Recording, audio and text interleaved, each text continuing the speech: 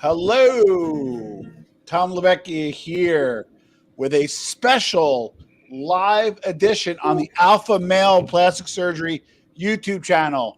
Dr. Steinbrech, welcome, and how you doing today? We're doing fantastic, Tom. Just had a great day. Started with surgery this morning. Came back from Los Angeles late last night, and we just burned through it today. Super excited, re-energized from our Los Angeles surgery trip, and back at it doing surgery at 5:30 this morning. Love it. Well, the key to that is you need to be passionate about what you do, and you're definitely passionate. But we're going to talk about something today that you did your whole training, you did everything correctly, and you learned everything correctly, but you realize you were maybe throwing stuff away or not doing stuff you weren't supposed to be doing, ergo body banking versus traditional liposuction. Before we jump in, Doc, like I'm 3 years old, what is body banking? So in a nutshell, body banking is taking the bad fat from the bad areas and isolating those cells for structure and volume and putting it into good areas. Why do we do it? We do it for two reasons. First reason is like a sculptor. He doesn't just take the clay from one part of the sculpture and just throw it in the bucket. Nope. He takes it and he puts it back from another area. So he takes it from the center, from the waist, and then he puts it up in the shoulders, the chest, the traps. I can do the same thing, but instead of that clay, the cells that we isolate and use for structure and volume, that is our clay. So that's reason number one. Okay. But the second reason is it's really about the power of the metabolism of those cells in the future. And I always tell people, listen, if you go with Bob Johnson, surgeon extraordinaire down the street, and he does liposuction, he's a liposuction king, he is going to just only do half the surgery. He's going to take out the fat. He's going to throw it in the bucket. But guess what? A year from now, when you're watching Netflix or ESPN, you're sitting there having a bowl of ice cream, really digging it, or those nachos that you got made for you. When you have those while you're watching TV, the carbs, the calories from those don't just flow through you because some surgeon, Bob Jones down the street, said that he did liposuction. No, they are going to find old fat cells left over. And if they're all tossed in the bucket, the only ones remaining are, guess what? Right in the gut. Yeah. So you're going to get compensatorily enlarged fat cells in your belly. But if we do body banking, when you have that same bowl of ice cream, your shoulders get wider, the traps pop, and you get more definition in that sexy chest.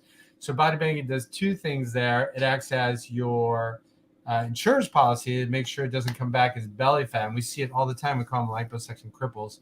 But it also enhances these areas post-operatively for the next 15 years. Well, there's also some science and kind of like evolution to this. I watch your channel. You talk about caveman fat, and you talk about, getting a little older now, in my mid-40s, late 40s.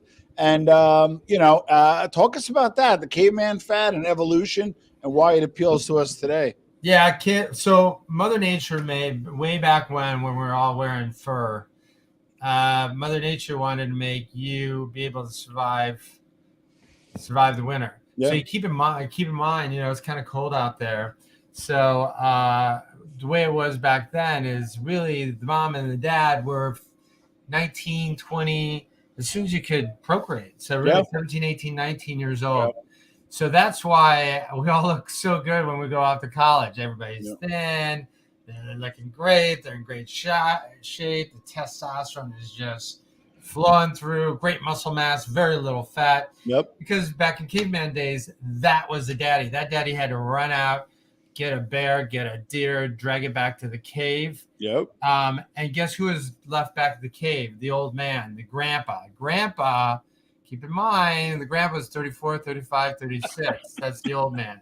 Love it. Grandpa's hanging around the cave. And guess what? When that caveman drags that bear back, that deer back to the cave, who's the first one that gets to eat? The caveman, the guy that brought it back. Yeah. He's not going to give any to the grandpa. He may give some to his wife so that so that she can nurse the babies. Yeah. So that's all just built in evolutionarily. Interesting. But grandma and grandpa were sitting in the corner. They're there to babysit the kids while the mom is out gathering berries and the dad's out getting that bear. But that's the only reason they're there. Otherwise, they wouldn't be sticking around. Otherwise, the dad would eat mom and dad. But they watch the baby. So evolutionarily, those are all tied in. Those are called social altruistic genes. So they stay in there because they help continue the gene pool and the gene line. But what happens, Mother Nature put in the fat cells and turns them up over time because they know that grandpa and grandma aren't going to get to eat. They're last in line. So Mother Nature pre-programs those cells to blow up. But we've got them fooled. We have them fooled because the body banking, we don't live in caves anymore. Most of us don't. Yeah. You know, it's pretty comfortable in our houses. Maybe light a fire, maybe turn up the thermostat. We're just okay. We're not going to die of malnourishment if we don't have that repository. So we're going to fool Mother Nature. We're going to put her up here, shoulders, chest, traps, so that this is the other evil, cruel thing she does. Mother Nature does two things once you hit 55, 60, 70. She's got two levers. One lever is going to turn up the estrogen. Yeah. To have these areas expand down on your gut to survive that winter. Yeah. The other lever is on the testosterone. Testosterone drops. Sorry, you don't get that good muscular development that you got when you're in 20s when you went to the gym for 5 minutes a day. Now it becomes much harder. So what we're doing is we're replacing that. So pound to pound, when she does play around with those levers, you'll still get that great mass that you had when you were younger with muscle mass, and it'll just be replaced by a little bit more solid body banking that's in there. So 10 years, 15 years, 20 years from now, Tom Levecka, you are going to write me a thank you note for that body banking. You're not kidding. Now, one of the things is, as a surgeon, though, and I want to get into some case studies in a minute. As a surgeon, it went against kind of everything you were taught. Fat, bad, you know, and you would throw it out. When did you when did you get over that hump? Obviously, you developed this, you patent this, you actually own the trademark for body banking. You're the only one really doing body banking essentially.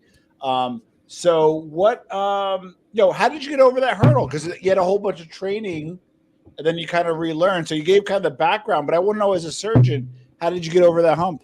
Well, they say it's like the old, necessity is the mother of invention. I needed ways to make better contour. And I had one patient where I really sculpted out his abs, but it wasn't enough definition. He needed more pronounced abs. He needed them to pop. Yeah. And I decided that I needed something extra. I needed to have something go in there to make those pop, to accent those. And what I decided to do, I thought about it. Actually, I figured out in my sleep. Then when I woke up the next day I was in the shower, and things always come out in the shower. So I'm washing my hair. Bingo, the light bulb goes off. I'm going to use the power of structural fat grafting or body banking to pop in just a thin little line to make each and every ab project. Not a lot, not to look crazy, not to look like little marshmallows. That's not what we want. We want it to look natural. So what we want is just to put a tiny thread just on top of your real muscles. And if your abs are in line, I do it there. If your abs are a little bit askew, which I like, it looks nice and natural, I do it along those. So it matches your own anatomy. But when I realized the power of that, then I started doing it for the chest, for the delts. Then I started doing it for the traps. Yeah. Tom, when we started doing it with the traps, it was like amazing. Because now we had the components of our Cobra back. Yeah. But not only from the front did it look great, but from the back, when you have the traps, the shoulders, the lats, and then you take away everything in my business is subtraction and addition. When you subtract, then you have this beautiful Cobra back that you don't get from, Bob Jones, the liposuction guy down the road. He just kind of, come on in. All right, where's your Amex? We're going to go ahead and run that sucker, and then we're going to go ahead and suck out the fat. Okay, bye, we're done. So it's half the surgery. Yeah. You just threw out the most beautiful part when you could have, when I have guys that come in post-operatively and they're like, thanks, doc, thanks for making me slender out there. But then they're really impressed when we do the big reveal, how wide their shoulders are, how developed they are, Yeah. how much beautiful, sexy Onto central it. cleavage they have, and how their traps just pop, just look really thick, the kind of body that they've always wanted. Okay, we're gonna do some case studies now. Let's do it. We're gonna. So Doc first up, and then it looks a little bit like almost like a football playbook over here. Yes. What is the red? What is the green? Walk us through, Doc. Yeah. So when you come in, we do a customized design, and this is what we call our body banking roadmap. We do it for everyone. This will be up on the OR, in the OR, on the wall, guiding us through the procedure. So essentially, in this typical this specific scenario, green means remove, red means go. So all the green areas we're actually going to subtract. So you're going to subtract it from the upper and lower abs, the medial thighs, that's the inner thighs, the lateral thighs, that's the lateral thighs. And then we turn you over. We can do the upper. In this case, we did the lower back, the flanks, love handles, the lateral thighs there. For the face, took it away from the neck. Even did a buckle, that little green that you see in the cheeks. That's a buccal fat pad resection. I normally discard that. I don't mix that in with the body banking because it comes through the oral cavity, and we do all that at the end of the case, but it just shows an example of all the places that we can subtract. Wow. And then we do all the good body banking. I isolate the cells for structure and volume. We sort those out. We strain them so they're compact cells. It's not rolling the watery slurry of fat from the liposuction container back. It's really concentrated cells, so we get a higher percentage of take because we don't fill up the space with just a bunch of water that came through the liposuction machine. We really want concentrated fat, so that goes into all those. And what's muscle shadowing? Muscle shadowing, that's awesome. That came later. So we've been doing muscle. We've been doing body banking since 2012 or so. Probably really a little bit earlier, but we really started calling it around there. Muscle shadowing is when you come in, you're not only adding volume to your delts, but you come in with liposuction, and we can sculpt around it, chisel it out through the bicipital groove. You can get that good shadowing of the triceps through the triceps and create that horseshoe that you want. So I can inject into the horseshoe the meat of the tricep and take away and shadow that out. That's muscle shadowing. We can do it in the chest. I do it in the forearms. Can do it in the quads. So what that allows you is to selectively remove the fat that's underneath the skin. We call that subcutaneous fat, to really chisel in and present and create that separation and that definition with all the muscle groups. It's very impressive. The guys love it. Now I've got a comment. So you put the fat on the muscle. This whole time I thought it was into the muscle. Yeah. So what I want to do is what's safe and what is best for the patient. Now in 2015, 2016, they started 2014, they started doing for women, they started doing all these BBLs. They used to call them Brazilian butt lifts. They still call them that. Yeah. Some people don't choose to call them that because it's not PC, however you feel. But just so that everyone understands what we're talking about, that's what these call it now, which is glute augmentation. So down in some states like Florida and Texas, unfortunately, there are a lot of people that are putting in the muscle, and it was getting deep into the muscle and into some of the vessels. And that was causing some problems with the patients. And to be safe, we as a society, with the help of some really, really great thought leaders like my buddy Dan Del Vecchio and Pat Pasmino and a bunch of great guys, Tino down in Florida, Mendieta, Alex over in Europe, like a bunch of really great thinkers got together and did some research on it. And what they found is that we can do this more safely and also get a fantastic result if we don't get deep into the muscle and put you at risk to the larger arteries or veins. And I've never had a problem with this because I do stay safe, and also you get a great result. I mean, the shoulders really pop when we add the cells. Okay. Now we have this is a whole case study. We were looking at the pre-op. Walk us through the marking strategy and talk a little bit about the post-op result.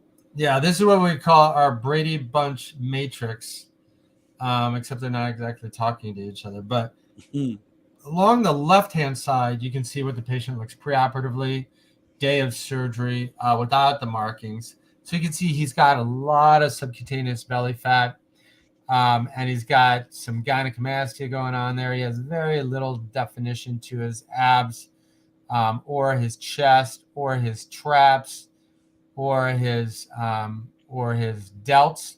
But you can see day of surgery, we did our markings. So on the markings, you can see where I marked out his triceps. You can see where I marked out his delts for the muscle shadowing. And you can see how we marked out his abs. Now, post-operatively, even though he still has a little bit of visceral fat, because plastic surgeons aren't allowed to pop in and go into the visceral fat, but we were able to significantly decrease the amount of subcutaneous fat. And this guy could, if I wanted to, I could have told him, hey, really suck in your gut, but I just don't do that. I just take the photographs and let people pose consistently the way they were pre-op and post-op, just because I think that's the best way to be fair to the patients and to be honest. But he had, we really sculpted out his abs. He was very happy with it. We really worked on this, the central gutter, which is lineaba, and the two lateral gutters, which are the semilunares, and then a little bit up into the serratus stripe. And then also I want you to look at his shoulders. Look at that top right corner. You can see his delts. You can see that beautiful pop, and you can see how we etched out his delts. That's some muscle shadowing that just gives it so much more of a three-dimensional look and a more powerful, more muscular look if I can go ahead and do the muscle shadowing around the triceps, around the delts. It looks really, really great. And this guy had a bet with all of his buddies from high school. I bet you'll never get, because he had the best set of abs in high school. You'll never get abs. So he bet everybody $100 and he made $1,000 that summer. Love it. Now, so this is a fantastic result. Why don't you just give us a little bit about what was just showing? Because listen, sounds crazy, but the guy on the left, or my left, I guess the viewer's right, or however it looks, isn't that bad. But you know what? It could be better. And then boom, look at that result. A lot better. Exactly. So this is the beauty about doing body bank is we put it in other areas so that he gets that good volume to the chest, also to the shoulders and to the traps. And once you remove it, this is the thing people have to realize. Once you move, it's sort of like a hair transplant. Once you remove those follicles to do a hair transplant, from the donor site, new hair doesn't miraculously sprout up and start growing. That's not the way hair works. That's not the way transplanting fat cells. And that's a misconception. Some people think, oh, if you suck it out of somewhere, it's just new cells are going to auto-populate and regrow. The number of cells you have roughly since the age of 18 really doesn't change. So it's just like doing a hair transplant. We're doing the fat cell transplant. So for this guy, if we take it out of his flanks, take it out of his belly, put it up into his nice round delts, into his chest, then he is going to keep it up there. And even if he really, next summer, he really takes it another level and really even gets into better shape, then he doesn't lose that volume that we put into the chest, the shoulder, and the traps. His abs might look leaner, but he's not going to, but that's because we sucked all the fat out. But it's not going to affect his shoulders. And that's the beauty of body banking. Love it. Okay. Now let's look at this one a little bit. Again, guy, kind of, like you talk about the active dad, but less active maybe at the gym. Let things go a little bit. Yeah. And you tighten them up. Walk us through the strategy and Yeah. how you approach. So this also, some guys come in that are a little more, we say in the business, gynecoid, which means maybe they have a thicker pelvis. Gynecoid means like maybe a pelvis more shaped slightly more like a woman. So they're sort of big boned. Or we call them endomorphic. So the three body types. Mesomorph are like classically gorilla bodybuilder. The ectomorph is tall and slender like a basketball player, and this is an example of an endomorph, which is sort of like more like a rugby player, but maybe a little bit softer. That's an endomorphic person. This is an endomorphic body type. So you can see what he didn't like is kind of how roly-poly was, and almost had the lower pelvis more like a woman than a man, and he wanted to be more masculine. So if we can take all that off and then pop it up into his shoulders, his traps, his chest, he's already got a better look there. Also, I can do, in this case, I did some muscle shadowing around his shoulders, and look at that beautiful shadowing that it really does cast in the post-op. And then you can look at his abs. So his abs have a nice round belly button. Sometimes when you do liposuction, and then old Aunt Nancy got liposuction, so the doctors sucked out all the fat, and then they just slapped on an abdominal binder, and the belly button on Aunt Nancy gets deflated, and then it crimps over. I call it a boo-boo face, a frowny face, because it's all deflated. For all of our patients post-operatively, we put a big wad of cotton in there, a big gauze that keeps the belly button open and round. So the collagen, when it sets in and it heals in, it's open and round. That gives you a much younger appearance rather than an Aunt Susie that had her liposuction and has a deflated and unhappy looking. So he had beautiful abdominal sculpting with the serrated stripe you can see there. Love it. Okay, so it's not just for the front, but also the derriere. So our last kind of case study, case, if you will. Yeah, this is a great patient. And he also had sort of a very kind of mixed look, more of a gynecoid appearance to his figure. And he wanted to be more masculine and more athletic. So what we did is we sucked out the fat from the love handles and the flanks. So if you look at that contour, everything I do in my office is about subtraction and addition. So we subtracted it from the love handles, from the flanks. This is a perfect way to illustrate that. The other thing we did is we wanted to make his glutes look not so much patty cake, but we wanted to make them look like buns of steel. And the way to do that is to carve out that athletic concavity.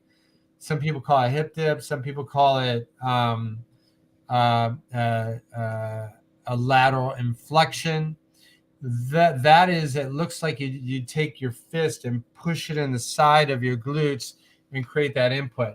Men, particularly bodybuilders and athletic guys who go to the gym, really want that look, that emptied out look out lateral. It looks much more masculine, and it looks much more athletic, and it looks much more muscular.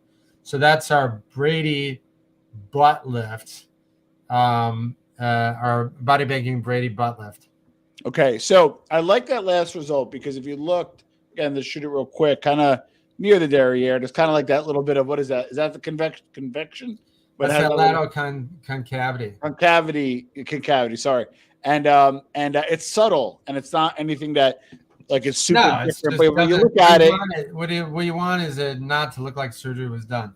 Yeah, exactly. So, okay, so you broke down body banking versus traditional liposuction. And for those that are watching on the repeat, as you see kind of on the banner below, go to maleplasticsurgery.com to book an appointment with Dr. Steinbrech.